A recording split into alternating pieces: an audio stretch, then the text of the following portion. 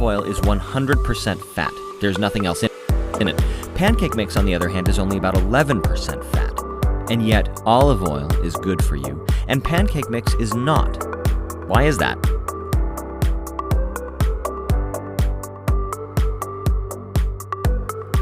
As it turns out, the amount of fat we eat doesn't impact our weight or our cholesterol or our risk of heart disease nearly as much as what kind of fat we eat. But let's back up. What is fat? We call fat is actually made up of molecules called triglycerides, and they are not all alike. Here's one example.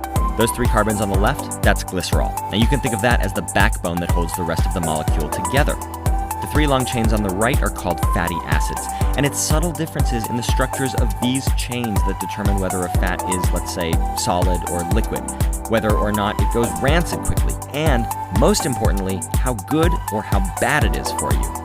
Fatty acids with only single bonds are called saturated, and those with 1 or more double bonds are called unsaturated. Now, most unsaturated fats are good for you, while saturated fats are bad for you in excess. For saturated fats, the story pretty much ends there, but not for unsaturated fats. The double bonds in these molecules have kind of a weird property. They're rigid. So that means that there are 2 ways to arrange every double bond. The first is like this, where both hydrogens are on the same side and both carbons are on the same side. The second way is like this. Now the hydrogens and carbons are on opposite sides of the double bond. Now, even though both of these molecules are made up of exactly the same building blocks, they are 2 completely different substances and they behave completely differently inside of us. The configuration on the left is called cis, which you've probably never heard of. The one on the right is called trans, and you probably have heard of trans fats before. Hell, by far worse than saturated fat, even though technically they're a type of unsaturated fat.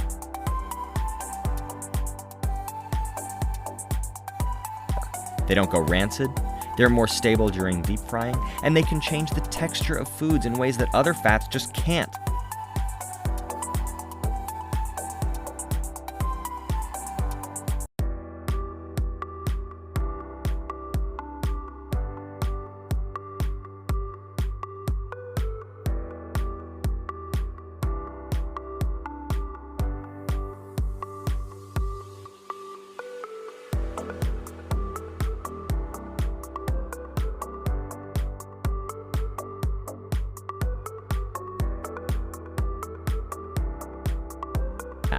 Now, I know that seems crazy, but your body doesn't care what a molecule looks like on paper. All that matters is the 3D shape, where the molecule fits, where it doesn't, and what pathways it interferes with. So how do you know if a food has trans fat in it? Well, the only sure way to know is if you see the words partially hydrogenated in the ingredients list. Don't let nutrition labels or advertising fool you. The FDA allows manufacturers to claim that their products contain, quote, 0 grams of trans fat, even if they actually have up to half a gram per serving.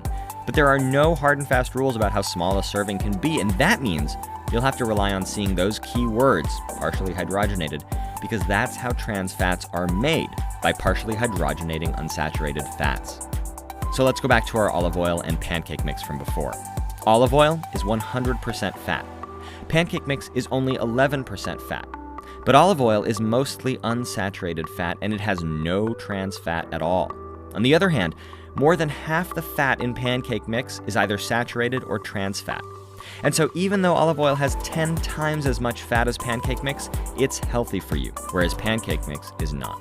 Now, I'm not trying to pick on pancake mix. There are lots of foods with this type of fat profile. The point is this. It's not how much fat you eat, it's what kind of fat. And what makes a particular fat healthy or unhealthy is its shape.